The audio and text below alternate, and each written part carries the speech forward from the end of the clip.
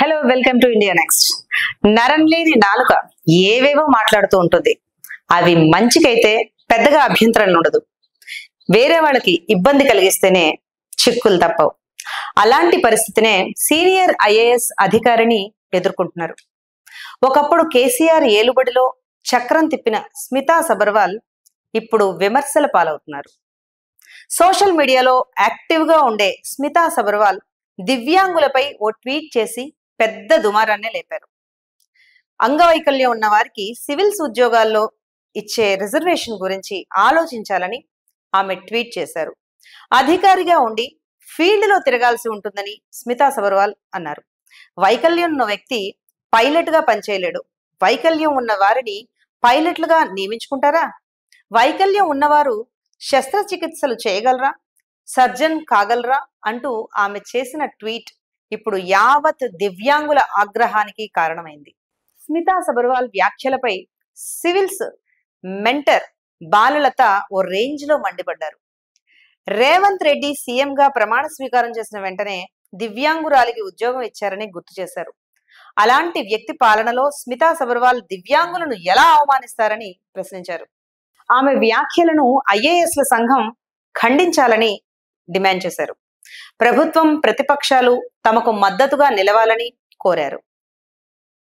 రేవంత్ రెడ్డి సీఎంగా ఛార్జ్ తీసుకున్న తర్వాత స్మితా సబర్వాల్ ను లూప్ లైన్ లో ఉంచారు.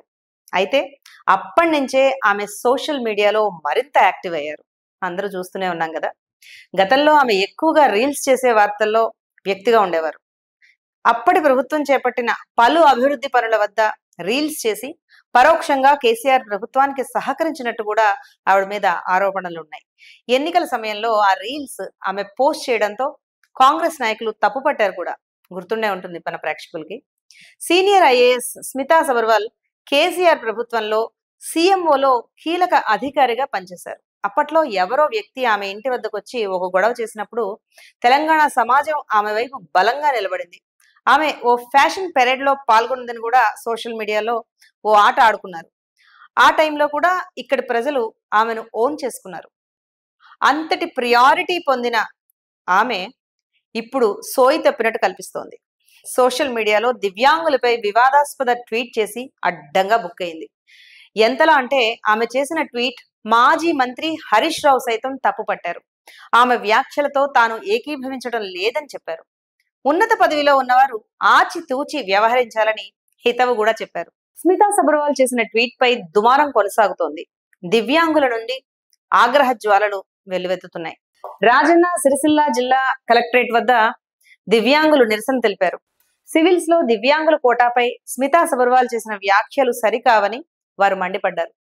ఇప్పటికైనా తన వ్యాఖ్యలను వెనక్కి తీసుకోవాలని డిమాండ్ చేశారు. ఐపీఎస్ వంటి పోస్టులకు మాత్రమే వైకల్యం అడ్డు, ఐఏఎస్ లాంటి పోస్టులకు వైకల్యం అనేది అడ్డు కాదు. అయినా సరే దివ్యాంగులు ఐఏఎస్ పోస్టులకు ఎంపికై అద్భుతంగా పనిచేస్తున్నారు. అలాంటి విషయాలు తెలిసినప్పటికీ కూడా స్మితా సబర్వాల్ ఈ నేలబారు వ్యాఖ్యలు చేశారంటూ దివ్యాంగులు ఆగ్రహం వ్యక్తం చేస్తున్నారు. ఈ ఇష్యూ ఎక్కడి వరకు వెళ్తుంది అనేది ఇక్కడ interesting point. Let's wait and see. Thank you.